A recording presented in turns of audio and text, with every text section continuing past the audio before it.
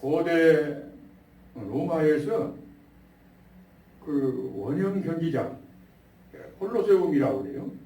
원형 경기장에 검투사들을 세워놓고 그렇게 싸움을 붙이고, 그리고 지는 사람은 죽어가는 그러한 장면을 보면서 그렇게 사람들이 즐겼을 것 아닌가, 이런 생각을 해봅니다. 그리고 또한 사형수들을 그 경기장 안에 세워놓고, 그리고 사자를 풀어놓고 또 사자와 싸우게 한단 말이에요. 결국에는 그 사형수가 죽지 않겠어요. 그런 모습을 그 관중들이 경기장에서 보면서 그걸 즐겼단 말이에요. 많은 사람들이, 관중들이 거기에 모두 모여서 그걸 보는 것입니다. 마라톤 경기에서 1등한 선수가 그 경기장 안에 이제 들어오게 되면은 모든 관중이 다 일어서 가지고 우리 같은 박수와 환호성을 지르며 격려를 해 주는 것입니다. 1등하기 위해서 많은 땀을 흘리고 절제하며 훈련을 해 온 것입니다. 우승하면 거기에 그 월계수관이라고 하는 그 관을 우승한 사람에게 머리에 씌워준다는 말이에요. 그런데 그 월계관은 얼마 가지 않아서 곧 시들어져 버리는 그러한 멸관인 것입니다. 믿음의 생활을 오늘 본문에 보면은 경주와 같음을 말씀을 하고 있습니다. 믿음의 경주는 일생을 쉬지 않고 계속 달려야 하는 경주인 것이에요. 지난날 한때 잘 달렸다 할지라도 현재 적당히 달리거나, 한때는 열심히 달리다가 토끼와 거북이 경주에서 토끼가 쉬는 것처럼 그렇게 쉬는 경주가 아니에요. 언제나 현재 최선을 다해서 달려야 하는 경주가 믿음의 경주인 것입니다. 결승점에 도달할 때까지는 힘들고 갈등이 있고, 그럴지라도 도중에 절대로 멈추면 안 되는 경주가 믿음의 경주인 것입니다. 평생을 믿음으로 살아오신 분도 있고, 그리고 믿음의 출발이 지금 얼마 안 된 분도 여기에는 계십니다. 믿음의 여정이 항상 즐겁고 편한 것만은 아닙니다. 달리기 싫을 때도 있고, 쉬고 싶을 때도 있고, 회의감이 들 때도 있고, 어떤 때는 달리지 못하게 방해하는 사람이 있어서 마음의 상처를 입는 경우도 있어요. 믿음의 생활을 하지 못하게 유혹하는 것들도 있습니다. 이러한 모든 것을 이기고 일생을 달려야 하는 믿음의 경주를 우리는 지금 해가고 있는 것입니다. 믿음의 경주를 잘 하려면 어떻게 해야 할 것이냐, 믿음의 경주를 어떻게 해야 할 것이냐 하는 것입니다. 믿음의 경주는 다른 사람이 달려주는 것이 아니에요. 각자 자기가 달려야 하는 경주인 것입니다. 믿음의 경주는 부모가 달려주는 것이 아니고, 배우자가 달려주는 것도 아니고, 자녀가 달려주는 것도 아니고, 친구가 달려주는 것도 아니에요. 각자 자기가 예수 그리스도를 믿고 그 믿음으로 구원을 받는 것입니다. 누구 때문에 믿음의 생활을 못하겠다, 이렇게 원망하거나 핑계댈 수 없는 것이에요. 누가 신앙의 생활을 방해할지라도 누구 때문에 나 믿음의 생활을 그만둬야 되겠다, 이렇게 말을 해서는 안 된다, 이 말입니다. 경주는 어떤 경기든지 경기는 규칙이 있어요. 축구는 축구대로 축구 경기에 규칙이 있고, 배구는 배구 경기에 규칙이 있고, 레슬링은 레슬링대로 규칙이 있고, 모든 경기마다 다 규정이 있고 규칙이 있는 것입니다.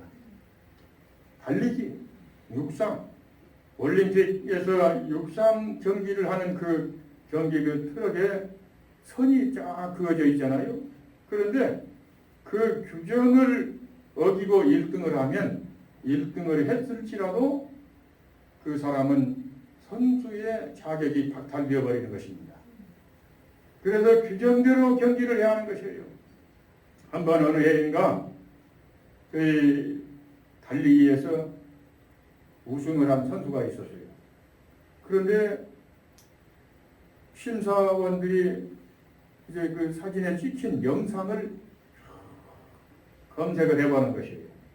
그런데 한 발자국 밟아서는 안 될 옆 사람의 그 라인을 딱 밟았단 말이에요.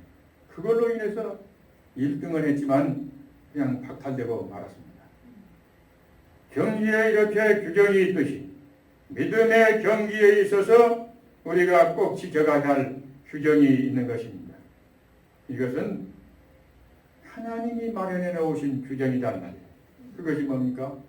하나님의 말씀이요 곧 하나님께서 만들어 놓은 규정입니다. 이걸 위반을 하게 되면 위반을 하고 자기 마음대로 행하고 자기 마음대로 믿음의 생활을 했을 때에는 아무리 열심히 했을지라도 하나님께서 그걸 인정을 하시지 않는다 이 말입니다. 그리고 예수님께서 말씀하시기를 마가복음 8장 34절에 말씀을 하기를 누구든지 나를 따라오려거든 자기를 부인하고 자기 십자가를 지고 나를 따를 것입니다 라고 말씀을 하셨습니다. 각자 우리가 지고 가야 할 십자가가 각자에게 지어진 그러한 십자가가 있습니다. 이것을 우리가 늘 기억을 해야 하는 것입니다. 십자가를 진다고 하는 것은 말씀대로 순종하는 것입니다. 각자 달려야 할 코스가 있고 사명이 있는 것입니다. 그 사명이 무엇인가 우리는 기억을 하고 그 사명을 붙들고 끝까지 믿음의 경주를 잘 해야 되겠습니다. 다음 두 번째로는 믿음의 경주를 잘 하려면은 가벼운 복장을 해야 할 것을 오늘 본문에 말씀을 하고 있습니다. 1절에 모든 무거운 것과 얽매이기 쉬운 죄를 벗어버리자라고 말씀을 하고 있습니다.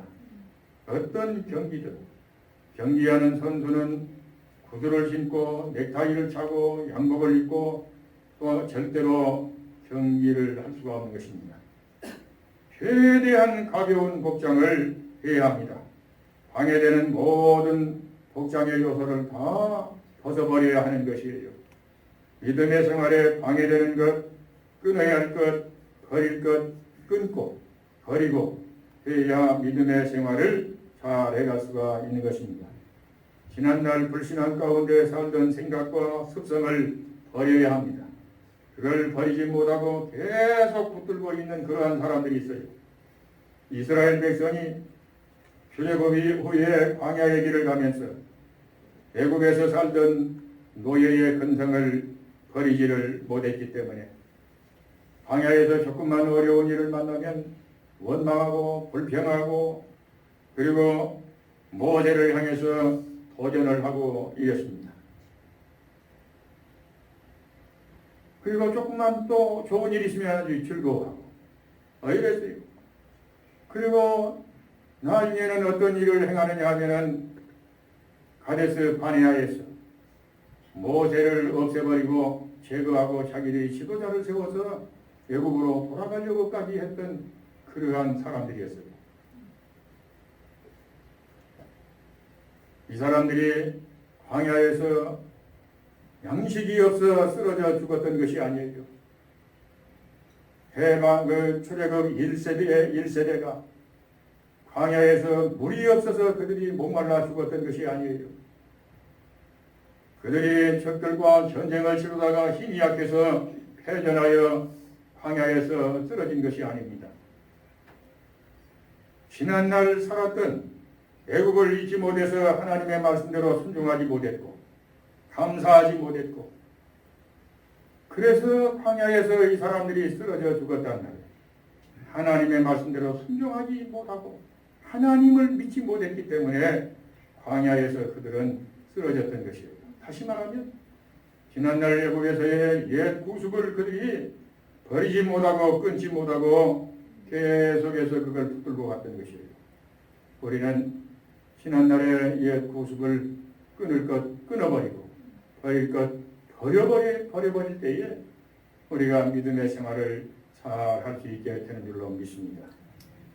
하나님이 준비해 놓으신 가나안 땅에 들어갈 준비를 시키는 과정이 광야의 과정이었단 말이에요. 그래서 그곳에서 완전하게 옛날 애굽에서 그 가졌던 습성들을 다 버리고 오직 하나님만 바라보고 하나님의 말씀대로 순종하는 삶을 거기에서 광야에서 배우는 과정이었습니다. 그런데 그 과정을 배우지 못하고 익히지 못하고 자꾸 자기들의 방법으로 살아가려고 할 때에 그들은 가나안에 들어가지 못하고 말았어요. 강한 훈련을 받은 병사들은 전쟁에서 승리를 합니다. 연단을 통해서 순수해지는 것입니다. 연단을 통해서 연단을 받을 때에는 괴롭고 힘들지만 연단을 통해서 순수한 믿음으로 거듭나게 되는 줄로 믿습니다. 가벼운 복장, 우리는 끊어야 할 것 끊어버리고 버려야 할 것 버려버리고 옛 모습을 우리가 단호하게 버려야 하는 것입니다.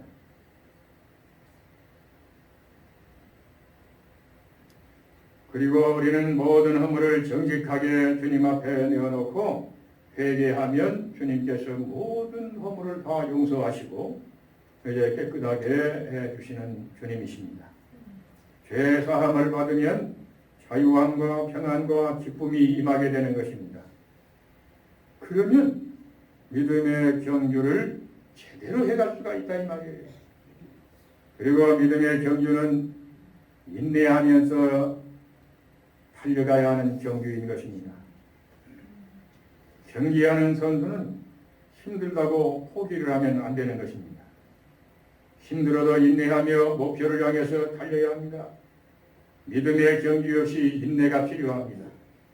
믿음의 생활을 해가는 과정에서 많은 시험이 있고 핍박도 있고 때로는 주변에서 비웃고 조롱하는 말을 하기도 합니다. 그럴지라도 우리는 인내를 하면서 믿음의 생활을 잘 해가야 합니다. 믿음의 생활을 방해하는 사람들이 있어요. 믿음의 생활을 방해하는 그 배후에는 반드시 마귀가 역사하고 있는 것입니다. 그러므로 어려운 시험이나 어려운 일을 만나게 되거나 신앙의 생활을 방해하는 그런 사람들이 있다고 하면은 이것은 마귀가 지금 시험하는 것이로구나. 마귀가 지금 나를 신앙의 생활을 하지 못하도록 지금 시험하는 것이구나. 그렇게 생각을 하고 더 열심히 믿음의 생활을 해야 할 줄로 믿습니다. 야고보서 1장 2절에서 3절에 말씀을 하기를 내 형제들아 너희가 여러 가지 시험을 만나거든 온전히 기쁘게 여기라. 이는 너희 믿음의 시련이 인내를 만들어내는 줄을 너희가 아니라 라고 말씀을 하였습니다. 시험을 만날 때에 긍정적인 생각으로 그걸 이겨야 합니다. 내가 예수 믿고 나서 되는 일이 없구나. 내가 예수 믿고 나서 이렇게 모든 일이 안 되냐. 이렇게 생각을 하면 안 돼요. 그 어려운 시련과 시험을 잘 극복하고 이기는 자가 성숙한 믿음의 단계에 이르게 되는 걸로 믿습니다. 아이들이 성장하는 과정에서 한 번도 문제를 일으키지 않고 어른이 되어가지고 아주 성인 군자가 되는 사람은 한 명도 없어요. 성 어거스틴이라고 하는 기독교 역사에, 세계 역사에 성 어거스틴, 성자 어거스틴이란 말이에요. 그런데 그 성 어거스틴이 어떻게 했습니까? 청년 시절에 아주 방탕한 삶을 살았던 사람이에요. 그런데 그 배후에서 그 어머니가 그 방탕한 아들을 포기하지 않고 기도를 10년 이상을 기도를 했어요. 그래도 그 아들이 돌아오지 않는단 말이에요. 그래서 암브로시스라고 하는 교회의 목회자를 찾아가 가지고 내 아들은 하나님이 포기하신 것 같습니다. 이제 내가 기도를 그만하랍니다. 낙심을 한 거예요. 어머니가 기도하다가. 그런데 그 암브로시스가 말을 하기를 기도하는 어머니를 둔 아들은 절대로 망하지 않는다. 계속해서 낙심하지 말고 기도하시라. 그렇게 권면을 한 것이에요. 그래서 계속 기도를 했는데 15년을 기도를 했는데 그 아들이 회개하고 돌아온 것이에요. 방탕했던 그 아들이 회개하고 돌아와서 하나님 앞에 귀하게 쓰임을 받는데 성자가 되어버렸단 말이에요. 성자가. 그리고 기독교 역사에 기독교 교리의 체계를 세워놓은 그러한 대신학자가 되어버린 것입니다. 우리는 믿음의 생활을 해가면서 어려운 일을 만날 때에 때로는 내가 원하는 일이 잘 되지 않을지라도 낙심하지 말아야 해요. 하나님은 살아계신 하나님이십니다.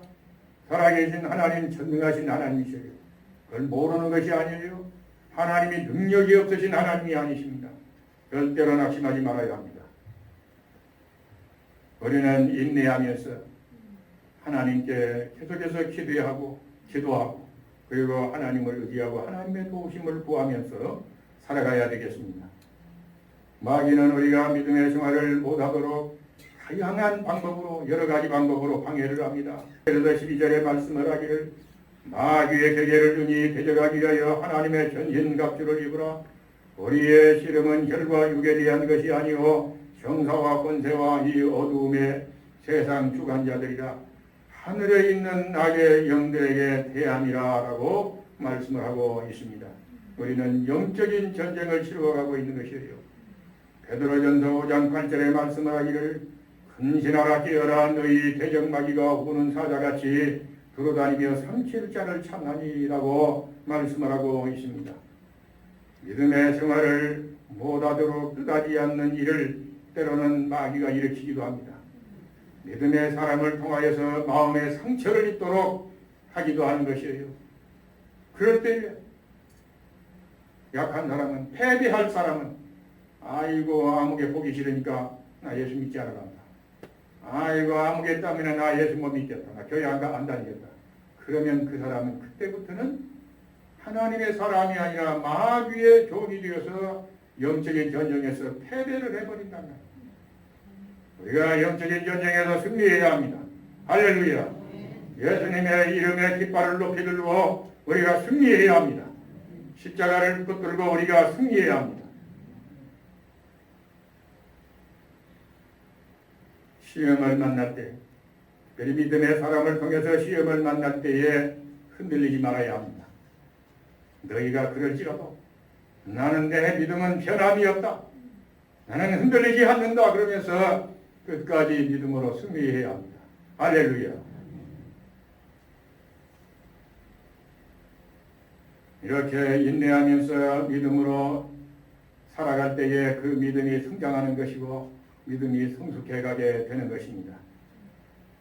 그리고 경기에 있어서는 그 목표 지점이 어딘가를 바르게 선수는 알아야 하는 것이에요.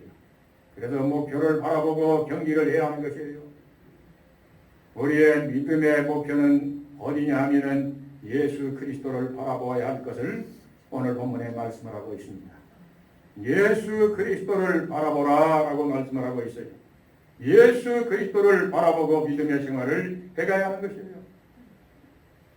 사람을 보고 믿음의 생활을 해가면 안 돼요. 사람을 보고 교회 생활을 하면 믿음의 생활을 제대로 할 수가 없는 것입니다. 예수 그리스도를 바라보고 믿음의 생활을 해가야 하는 것입니다. 믿음의 주요 온전케 하시는 예수를 바라보자라고 말씀을 하였습니다. 사람은 많은 것을 보고 듣고 하면서 살아갑니다. 듣지 말아야 할 것들이 있어요. 듣지 말아야 할 것을 반복해서 계속 들으면 마음의 상처를 입고 믿음도 떨어지게 되는 것이에요. 보지 말아야 할 것을 계속해서 보게 되면 영적으로 많은 손해가 나는 것입니다.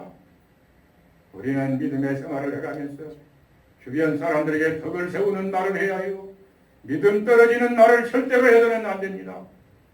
믿음 떨어지게 하는 말을 하는 사람은 하나님의 사람이 아니에요. 마귀를 이롭게 하는 것이요, 하나님의 교회를 무너뜨리는 것이요, 믿음의 생활을 하지 못하게 하는 것이요, 마귀의 종이 되는 것이에요. 그러므로 우리는 언어 생활에 있어서 덕을 세워야 합니다. 믿음의 사람은 좀 고상해야 해요. 남의 허물이 있더라도 허물을 들추지 말아야 하는 것이에요. 덮어주어야 하는 것이에요.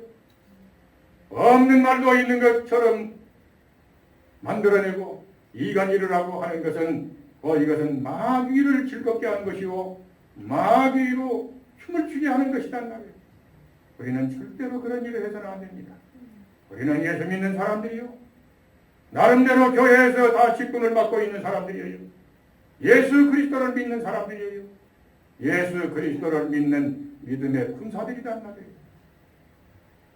그런데 전쟁에서 첩보원을 보내요.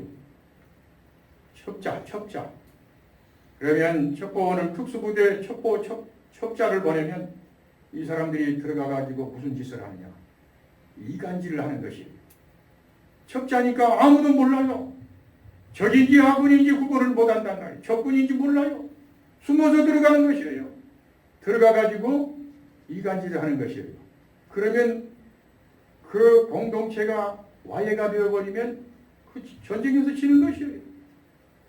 여러분들 가운데 한 사람도 마귀가 파송한 첩자가 없기를 예수님의 이름으로 축원합니다. 우리는 예수 믿는 사람들이요 하나님의 믿음의 용사요 창수들입니다. 한 사람도 마귀의 첩자가 되어가지고 엉뚱한 일을 해서는 절대로 안 되겠습니다. 하나님이 알고 계셔요. 하나님이 보고 계시고 듣고 계십니다. 우리는 예수 그리스도를 바라보며 믿음의 생활을 해가야 합니다. 눈을 다른 데로 돌리면 안 돼요. 일편단신 예수 그리스도만 바라보고 우리가 믿음의 생활을 해가야 합니다. 마태복음 14장 27절에 보면 예수님의 제자들이 갈릴리 바다를 밤중에 배를 타고 건너편으로 건너갑니다. 예수님은 산에서 기도를 하고 계셨습니다. 그런데 배를 타고 가다가 갈릴리 바다의 밤중에 큰 풍랑이 일어나는 것이에요. 높은 파도가 일어난단 말이에요. 그 제자들이 타고 가는 조그만 배가 곧 뒤집힐 것 같은, 전복될 것 같은 위태로운 상황에 놓여 있었어요. 얼마나 두렵고 무서운지 제자들이 아우성을 친단 말이에요.